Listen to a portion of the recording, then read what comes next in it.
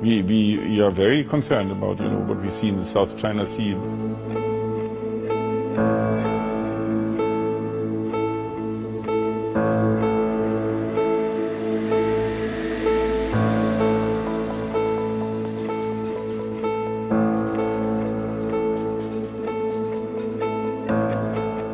India is a fabulous partner in this region. We share the same goals, the same aims, and we want to work together with a partner that has the same opinion and the same concerns.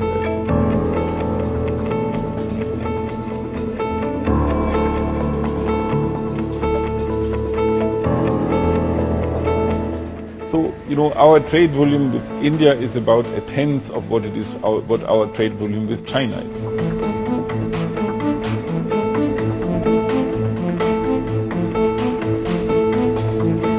Universities are very, very happy with Indian students. We see many universities coming, looking for more Indian students because they have made excellent experience.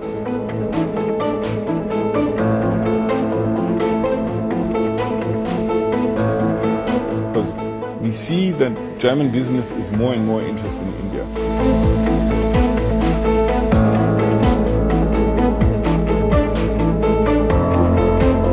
This is an exclusive conversation with Germany's ambassador to India, Ambassador Philipp Ackermann. Thank you so much for joining us. You're joining us today to discuss Chancellor Scholz's visit to India. It's a very important one. Let's begin with the key takeaways. We know that you might not be able to or want to really talk about the deals or agreements that could be signed. That's for the leadership. But the key takeaways, the importance of the visit, and what does this IGC really mean for India and Germany? So, first of all, thank you for having me. And I want to say that this is a biannual exercise that India has with no other country. It's a sort of a German format, and we have, I think, no other country outside Europe with whom we have this consultation format. The Chancellor will come with 7 ministers, and these 7 ministers will meet their counterparts bilaterally. And then there is a plenary session where, under the leadership of the Prime Minister and the Chancellor, a roadmap will be unfolded or unrolled for the next 2 years until the next IGC will take place. And I think the main takeaways, as you rightly say, you'll see there is a lot of MOUs and joint letters of intent. But I say that the big themes around which we will sit and discuss is, of course, geopolitics. It's the GSDP, the Partnership for Green and Sustainable Development, which India and Germany have agreed upon last May 22 in Berlin, last IGC. There is a migration chapter which is very, very important. There is a field of military strategic cooperation. Minister of Defense will come and talk to Raksha Mantri here also. And of course, there will be a business aspect to it. So we have at the same time the Asia-Pacific Conference of the German business here with 800 German CEOs that will take place in Delhi as well. It's a clear signal, how much Germany values India as a partner for investment and joint sort of economic and business cooperation. And the Chancellor and the Prime Minister will address this gathering in the course of the day. So basically there is a huge program that is to be covered, and there is a lot of subjects to be discussed, and we'll have at the end of the day, I think, a very, very comprehensive and very concrete roadmap. Any pact on the defense and strategic front? So you might have seen that, over the last year and a half or 2 years or so, Germany has clearly increased, the cooperation in military strategic framework. Like we are very, very much supporting the tender for German submarines here in India, together with MDL, the Indian partner.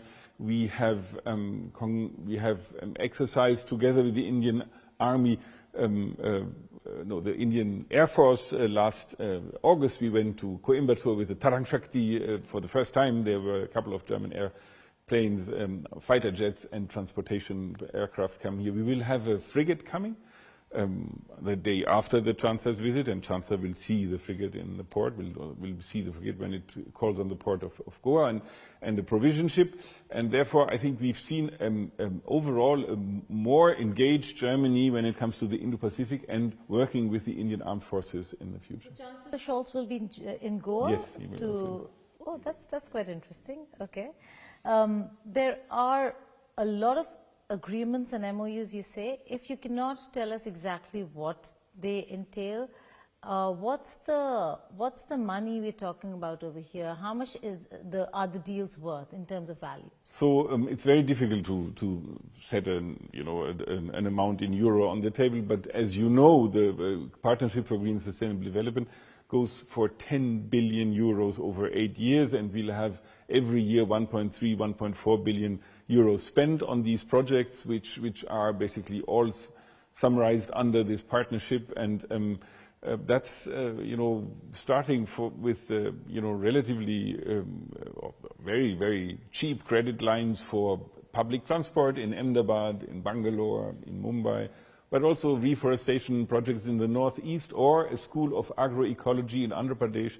So it's very concrete, it's hands-on, and it's some of the projects are not so expensive and small, some are very big, and energy providers, changing of your energy mix from more fuel or fossil fuel oriented to more renewable oriented. So that's all a very, very wide range of projects that is covered by that, and that comes along with quite a lot of money. But it's not so much about the money, it's about the partnership rather. And we sit together with our Indian partners who are, when it comes to this renewables and biodiversity or even smart cities, incredibly innovative, creative, and very, very interesting in their projects. So we learn a lot also from India. Today I went to see the new train, from Meerut to Delhi, which is managed by Deutsche Bahn, the German railway company. It's a fabulous train. It's a new way of bringing, in an agglomeration like this one, bringing towns together. So in December, people from Meerut can travel every day to work in Delhi and go back in 50 minutes in the evening in a top-notch train. So that's, things we want to achieve, and that's a sustainable, making the world more sustainable, and also give people more chance to live a nice, better life. That's access. It takes me 50 minutes to reach my office, and I'm in Delhi. Not so far away. Interestingly, ahead of the visit, there is a paper that's been released, the India paper, which is called Focus on India. A lot has been spoken of or written about India and how India is important to Germany, whether if it is stability and security or defense cooperation. But on the defense front and the logistics agreements, so to say, there is a lot that has been spelled out over here. If you could just talk a little bit about how the two countries are looking at defense and security cooperation. So let me start by this paper, because it's also a very special moment. This Focus on India paper has passed the German cabinet, and that means all the departments, all the ministries have worked together. It's the first paper of this kind. We haven't done it with any other country. And it is meant ahead of these IGC to show that we want to bring India-German partnership on another level. And I think when you go through the paper, you see all the chapters that specifically elaborate on how this should be done. And, this is all the areas we talked about before. But it is now, has become an official document, a very readable, good document. And I think this is basically the basis on which we will, in the future, from the German side, build this partnership, which is so important for us. Now, you mentioned defense and strategic military partnership. As I said before, I think we will be clearly doing more work in the Indo-Pacific. You will see more of us in the Indo-Pacific. We will do more joint exercises with the Indian Armed Forces. The Minister of Defense will come for the second time now to India in 2 years. We will increase our arms cooperation with India. We will be much more forthcoming when it comes to arms exports towards India. And we will also try to set up joint ventures that, reflect also the fact the Make in India initiative, so that also armament can be, or defense production can be take place in India proper. Ambassador Ackermann, in one of the areas on foreign policy. You very specifically mentioned the Indo-Pacific. India works to uphold freedom of navigation, openness and security. And it goes on to say the concerns about China's growing outreach in the Indo-Pacific. Is that a concern Germany holds? Yeah, absolutely. China's aggressive posturing? We are very concerned about, what we see in the South China Sea, what we see when it comes to Taiwan, when we see what comes to Philippines. We have, expressed our concerns in this matter, and I think what we do with India is, in a way, also a consequence of that, because we feel that, India is a fabulous partner in this region. We share the same goals, the same aims, and we want to work together with a partner that, has the same opinion and the same concerns as we have. Now, in terms of trade and cooperation on various other fronts, we are looking at, are we looking at any forward movement on trade and agreements on that front, including free trade between India and Germany, maybe looking at the larger perspective of European Union? So, when it comes to free trade, we are, as you know, a huge supporter of the EU-India Free Trade Agreement negotiations. That is, dealt with by the EU and not by the EU member states. It's the EU that has this power, and it's the EU that has the task to negotiate this agreement. It is going at a very slow pace, I would say, so far, but I think both sides are decided and have the resolve to go somewhere. And I think the Chancellor will make that very clear that for us, for our economy, for our business in India, that would be a game changer, an FTA with the European Union. So, our trade volume with India is about a tenth of what our trade volume with China is. So there is ample opportunity to increase this, and we would like to do that. So we need more German companies here, we need more investment here, also the other way around. We see also growing investment by Indian companies in Germany, which is also very welcome. We are very happy about that. But, if you want really a big change when it comes to German business activities in India, then the free trade agreement would be the best that could happen to us. And what's where do we stand at when it comes to the migration pact, the mobility pact, migration mobility pact? So Germany, because of its demographic situation, is in dire need of skilled labor. We have made excellent experience with Indian migrants, legal migrants coming to Germany and cover all sorts of professions. No, not only the IT engineer everybody's talking about. No, we have nurses and caregivers, we have bus drivers, we have cooks. So there is a whole range of professions Indians, do in Germany and pursue in Germany. So we are now really, together with the Indian government, on the national level, but also on state level, try to recruit, specialized labor, skilled labor that can come to Germany to work there for a couple of years, up to them, and try to, keep our workforce alive and kicking. One thing which I find very remarkable is that 50,000 Indian students go to German university. It's a huge number. It's the biggest non-German group now already. And the universities are very, very happy with Indian students. We see many universities coming, looking for more Indian students because they have made excellent experience. And to our knowledge, about 70% of these students stay in Germany after they graduate. Now that's a very good development for us. Not least because we offer a very cheap education, so it's, studying in Germany is very cheap, extremely cheap when you look at the UK, Australia, Canada. It's, yes. Amir logon ke liye sirf. That is Hindi. So this is not the case in Germany, and our deal is, let them be trained and get them the world-class education of German universities. But then we'll offer them also to stay, and that works quite well. So I'm very confident and very positive about development that will bring more skilled labor, also academics, but also non-academics from India to Germany. There was also a concern that Germany had some time ago about Bonafide cases, whether they're authentic in terms of students or, for that matter, skilled labor. The fact that there were people, middlemen, who would send people abroad. Are those concerns addressed? Yeah. Have those been addressed, and how? So I think it is really the exception to the rule. We don't have that really broad scale. But of course there is one or the other agency that really is cheating on people, and we have had frauds also when it comes to submission of qualification for academic studies. But through some measures we have taken, we have brought down this fraud considerably. And I think most of the agencies we work with, most of the agencies we observe, they're doing an okay job. Okay. Coming back to the Chancellor's visit, he and the Prime Minister, they're going to address the Asia-Pacific Conference in Germany. What's the thrust going to be there?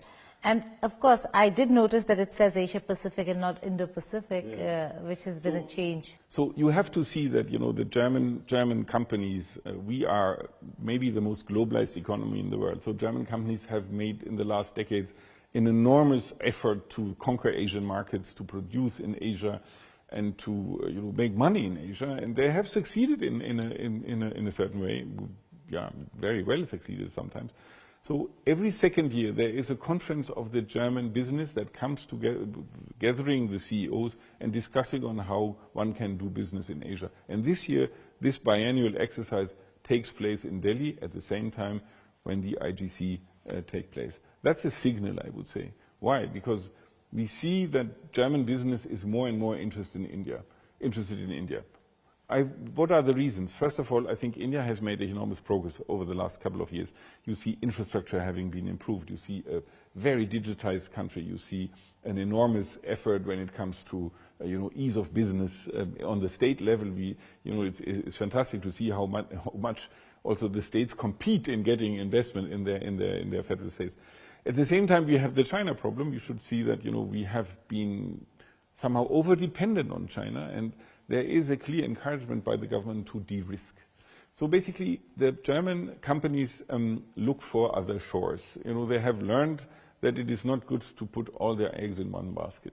And I think India is a very interesting country to look at. And I mean, there are others. It's not only India, but there are others. But it's a growing market, growing middle class, very well educated, better infrastructure than before. So I think that the German Asia-Pacific business now is meeting in Delhi, shows a renewed interest of German business to invest and to do business in India. That's a very interesting point you make, because we were going to discuss the resilient supply chain and post-COVID-19 and then after the wars, which we are going to talk about also.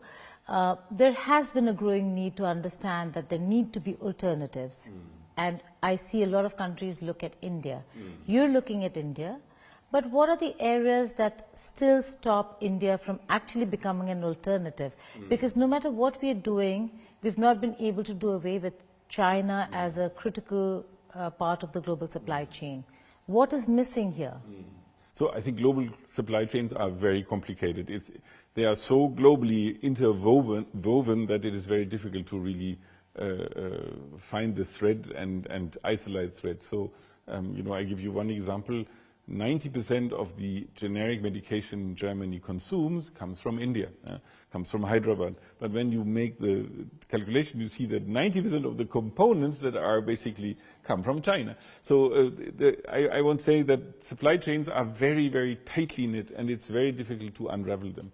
But I think we have to see that we can't depend on one supply chain only. We have to open other supply chains. And India, I think, is a very good country where one can think of opening supply chains when it comes to technology, when it comes to production of, let's say, renewable energy. And I think the government is making a lot of effort to get more independence into the Indian and manufacturing, getting into manufacturing. Exactly, manufacturing. But are there still hurdles? Do you still see impediments? Are we still a one-window system yet or not? So the German Chamber of Commerce has conducted a poll amongst the 2,200 German businesses here, and the feeling is overwhelmingly positive. People are really very confident that they'll make a lot of money in the future in India too. But of course, there's a couple of impediments. One is still infrastructure can be still a little wobbly or a little rough once in a while. There is a bureaucracy thing.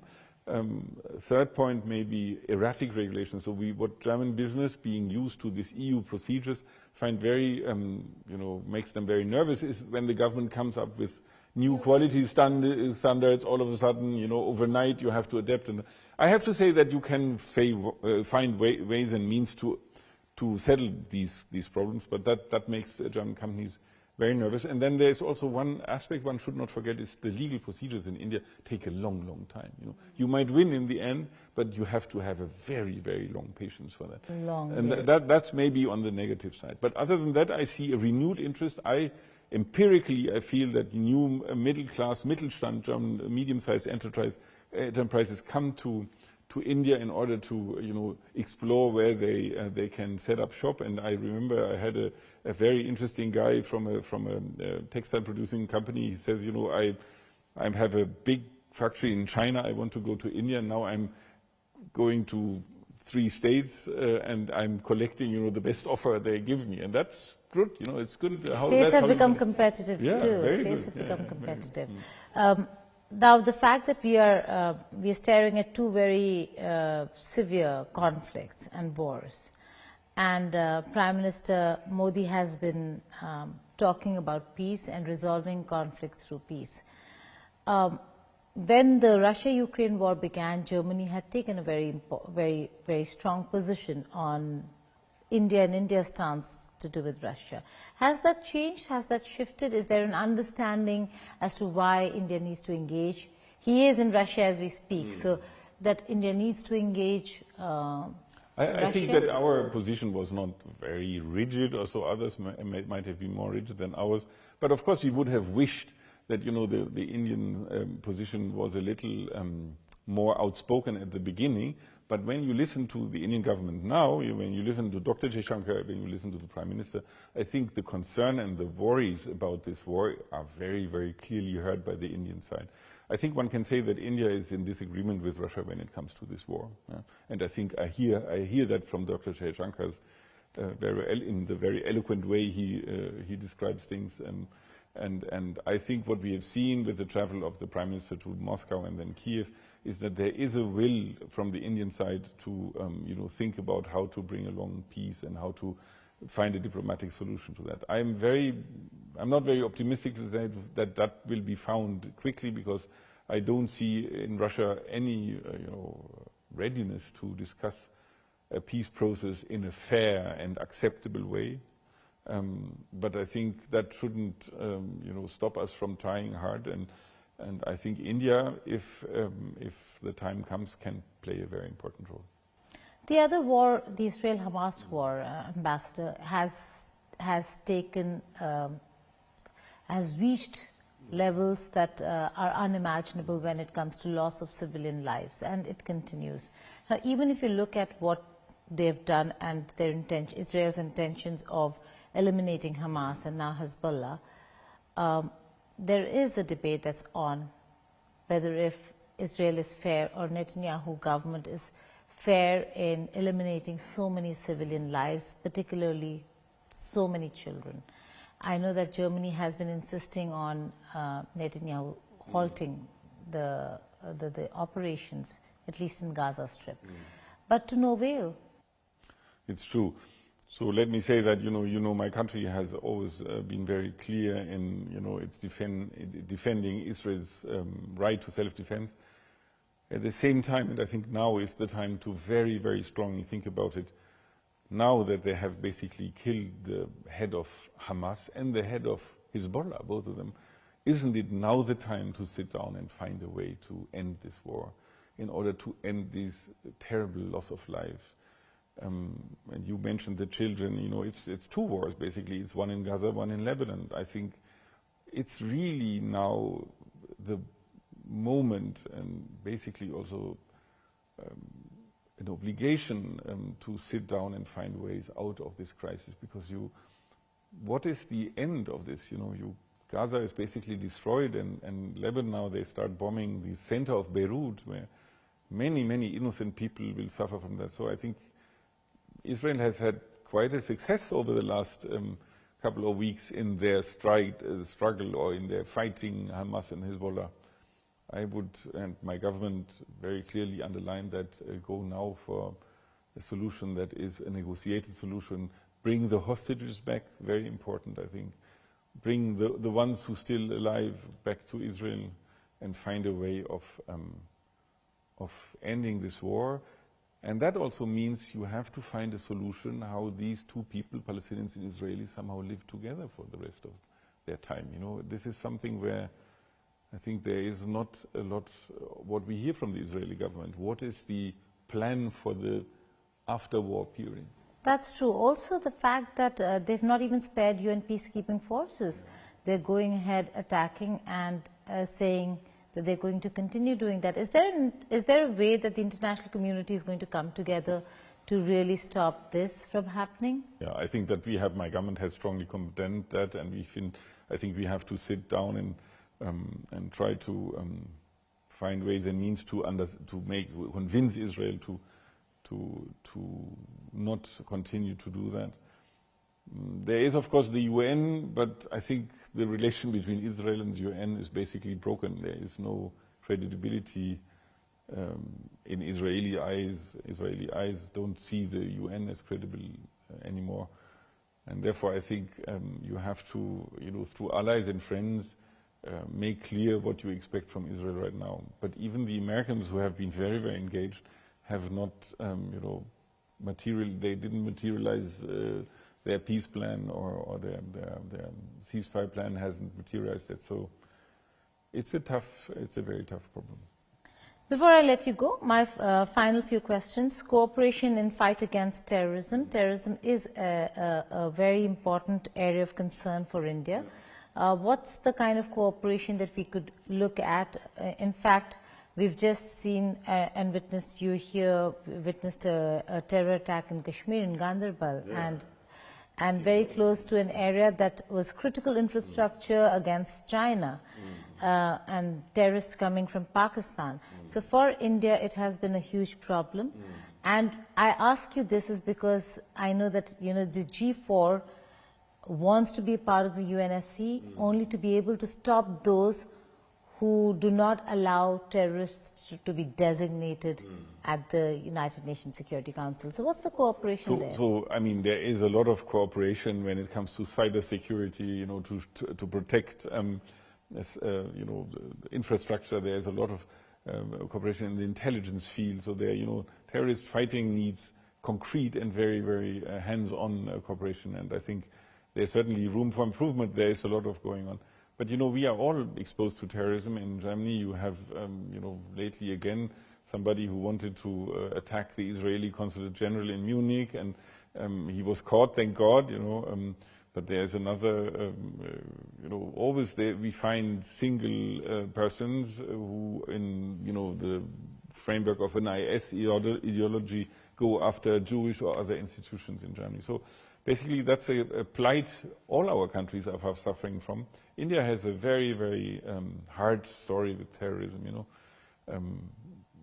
There is, I remember I was here in November 2008 when Mumbai happened, I was here as a political counselor. I will never forget the tension and the sadness and the terrible attacks that happened then. So your country has a big credibility when it comes to terrorism because you have suffered from it so much. So I think we will join hands also in this fight. And the G4 continues to support each other for the UNSC seat at the. I think it's a good format. They meet each other. They meet with each other very regularly. There is a good cooperation in New York and elsewhere. I think there is a very good cause to be made for this.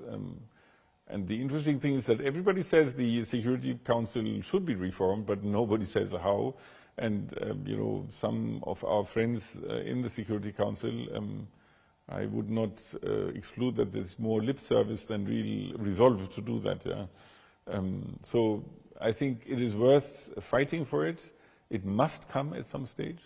And I must say, India really needs a seat at this table, and that's a German position. It will last a while, I'm afraid. My final question to you, Chancellor Scholz is going to be here in India. What will his big message be to the people of India? And also, is he going to travel to places that he'd like to visit and see other than just work visits? So I think, as you know, these leaders are very busy all the time, so there is not a lot of free time to be spared. But I'm very happy that we could convince him to go to Goa to see this frigate. And Goa is one of the nicest parts of India, as you know. and he will see a bit of Goa, and I'm very happy about that.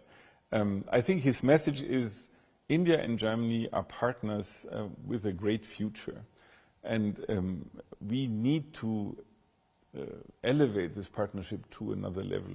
And that's what we see in this paper, this Focus on India paper, and that's what we see in this IGC, which will take place the coming Friday. And we'll see after the discussion what is on the table, and you'll see. I think there is everybody agrees that this partnership is really worth working on and improve. On that note, thank you so much for speaking with India Today Network. Thank you.